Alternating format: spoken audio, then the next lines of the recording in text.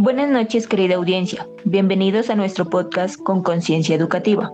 Como sabemos, este es un espacio para hablar sobre diferentes temas educativos.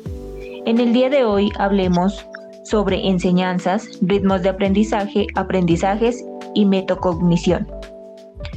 Para abordar el tema de este capítulo, tenemos unos invitados que quieren compartir su conocimiento y experiencia frente a estos temas, como son los docentes Karen Puentes, Holdry Patiño y Yusbandi Bustos. Además, contaremos con el aporte desde una perspectiva más técnica, realizado por Paola Pumarejo. Para dar inicio, debemos destacar cuán importante es que los docentes reconozcan los estilos de aprendizaje de sus estudiantes y en esta medida puedan reestructurar sus clases y aplicar enfoques más eficientes tanto al método individual como colectivo. Sabemos, según el profesor estadounidense Richard Felder, los estudiantes aprenden mejor cuando la forma de enseñar del docente se ajusta a su propio aprendizaje. Además de esto, muchos expertos en educación sugieren usar estrategias que ayuden al desarrollo cognitivo, integrando las metodologías de enseñanza, junto con las tecnologías de la información, para conseguir el diseño de una enseñanza más efectiva. Para abordar estos temas, hoy nos acompaña expertos en la materia, que nos compartirán sus impresiones y experiencias respecto a esta temática. Así que comencemos. Buenas noches, Karen. Bienvenida. Buenas noches, Isabel. Muchas gracias por tu invitación. Me alegra estar aquí acompañándolos en la noche de hoy. Me gustaría comenzar por comentarles a la audiencia acerca de lo que nos indica Frida Díaz, una pedagoga, y Gerardo Hernández, un psicólogo muy reconocido, pues quienes abordan esta temática de una manera muy interesante, donde nos proponen que la educación es un proceso intencional mediante el cual el docente pues guía y orienta, facilitando pues las experiencias para que los estudiantes construyan un conocimiento y desarrollen habilidades a partir de este. Entonces, con base a esto que te acabo de comentar, quisiera decirte que y mencionarte que la enseñanza pues no debe entenderse únicamente como el simple acto de transmitir el conocimiento, sino como a partir de un proceso mucho más amplio, dinámico, enriquecedor, pues que busque generar esa experiencia significativa en nuestros estudiantes. El que a raíz de esto podamos entender que el enseñar conlleva abrir espacios donde el aprendizaje pues pueda ser vivido, explorado y conectado con la realidad de cada persona. De esta manera pues te puedo decir que los contenidos no se queden solamente en lo abstracto, sino que cobren pues ese sentido de la vida cotidiana, del quehacer. Desde mi experiencia como docente, pues he comprobado que cuando recurro a estos diversos recursos dinámicos, como el uso de imágenes que estimulen de manera visual, pues se despierta esa imaginación, el agrado, porque ellos se sientan seguros de lo que hagan. O cuando involucro ejemplos que permitan comprobar y vivenciar los conceptos dados, pues mis estudiantes participan con mayor interés y logran comprender de una manera más profunda. Claro que sí, Karen. Los estudiantes procesan y retienen información de distintas maneras, ya sea visual o auditiva. Karen, y desde tu experiencia, ¿cómo percibes los ritmos de aprendizaje de tus estudiantes? Qué interesante pregunta, Isabel. Pues mira que de acuerdo a lo que te mencionaba anteriormente, esto me ha permitido pues reconocer que no todos aprenden de la misma forma, ya que los estudiantes pues son tan diversos como sus propias formas de ver el mundo. Entonces, algunos de ellos pues necesitan ver, otros escuchar, otros manipular o aplicar eso que se ha aprendido. Pues por eso te puedo decir que al variar las estrategias y respetar pues nosotros como docentes los diferentes estilos de aprendizaje de los estudiantes, pues facilita que cada estudiante encuentre un camino propio. Este camino pues le permite acercarse al conocimiento y desarrollar pues no solo esas competencias académicas, sino también esa confianza en sí mismo, en sus capacidades, en sus destrezas y la motivación para que con mucho amor ellos puedan seguir aprendiendo.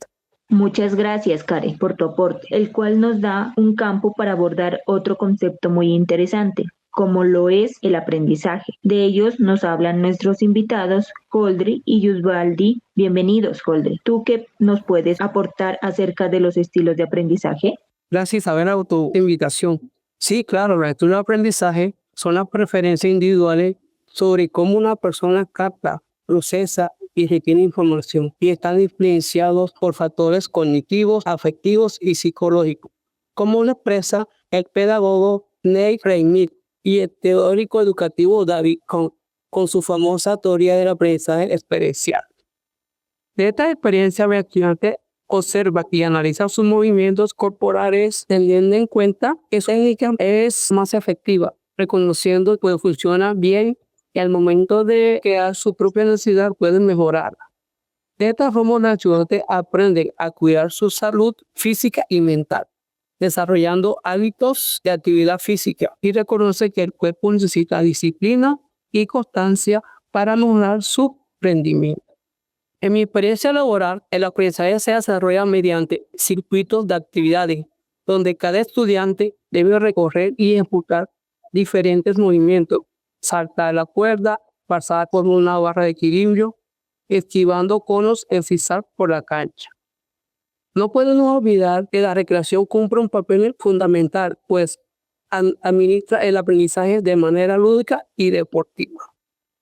Cuando el deporte se articula con el aprendizaje significativo, no solo se orienta a enseñar técnicas o reglas, sino también a formar valores educativos como la disciplina, la constancia y el respeto por el rival y el espíritu de superación.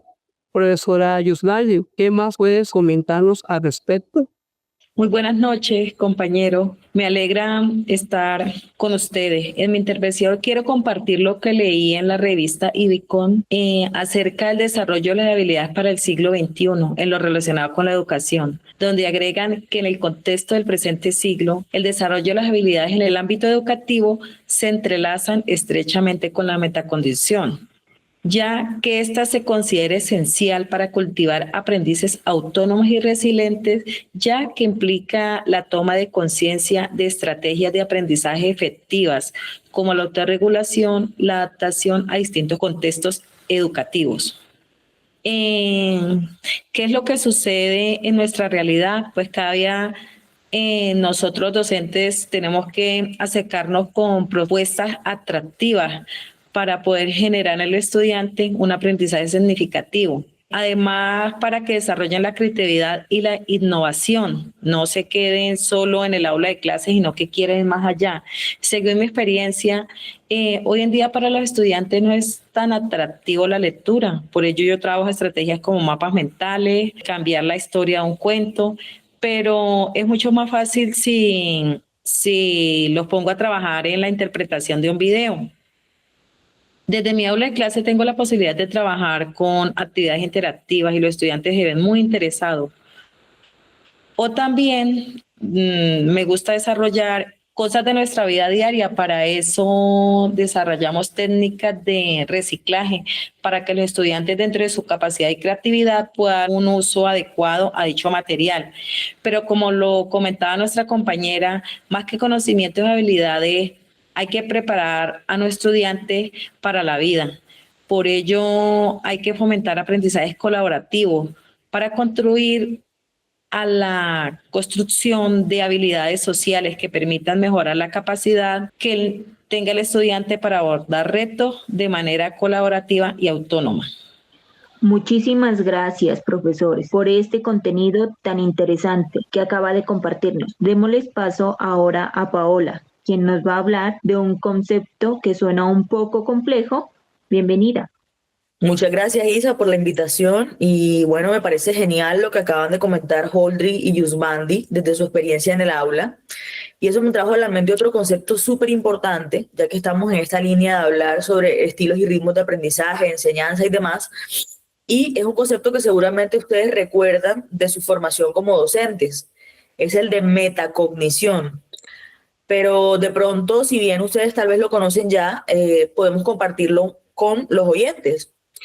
Entonces quisiera comenzar diciendo que si bien la palabra metacognición suena un poco compleja, se trata de un proceso mental muy común que probablemente hemos llevado a cabo la mayoría de las personas cientos de veces y consiste en ese pensamiento intencional respecto a cómo pienso y cómo aprendo. Es decir, es el proceso mental de pensar sobre nuestro propio pensamiento y nuestro propio aprendizaje.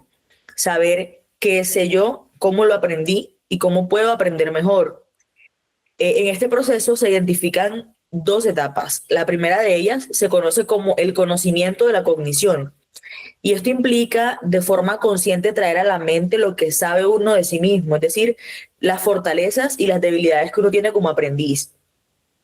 La segunda etapa se conoce como regulación de la cognición y hace referencia a las habilidades que necesita el estudiante para controlar su propio aprendizaje, habilidades tales como la planificación, el seguimiento, la evaluación. Y cuando un estudiante identifica de qué forma aprende mejor, esto le permite tomar decisiones más efectivas. Por ejemplo, puede llegar a plantearse cosas como necesito releer, debo hacer un esquema, ¿será que me ayudaría más un mapa conceptual? Tal vez el hacerme preguntas a mí mismo me ayude a salir de las dudas. Entonces, en ese orden de ideas, creo que es importante preguntarnos cuál es la importancia de este proceso.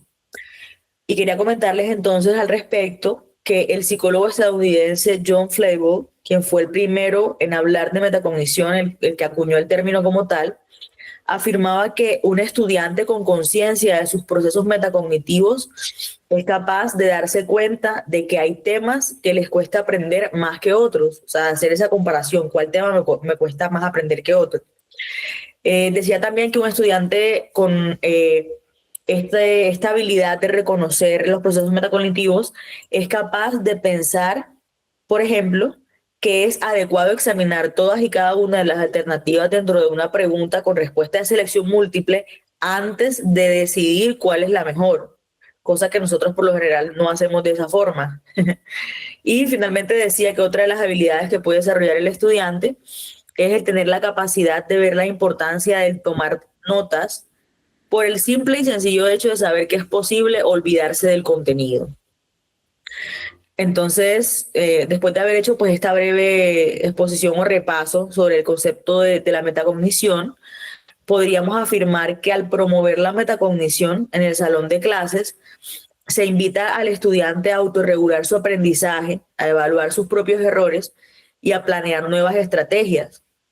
Si los estudiantes desarrollan habilidades metacognitivas, pueden aprender de una manera más autónoma, más profunda y lo más importante, son capaces de crear aprendizaje significativo, que es lo que todos como maestros esperamos a fin de cuentas.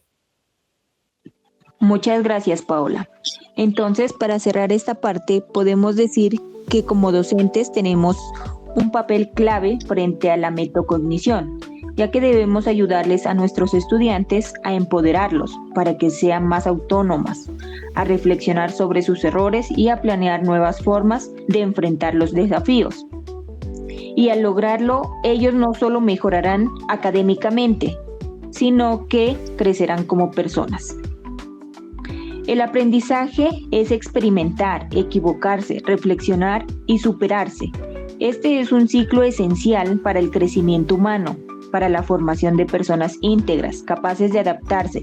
En definitiva, la enseñanza va más allá de transmitir contenidos. Es un acto de humanismo, de creatividad y de compromiso que le permitan al estudiante construir su propio conocimiento. De esta manera, finalizamos el episodio de hoy, agradeciéndole a todos nuestros invitados y audiencia por su participación.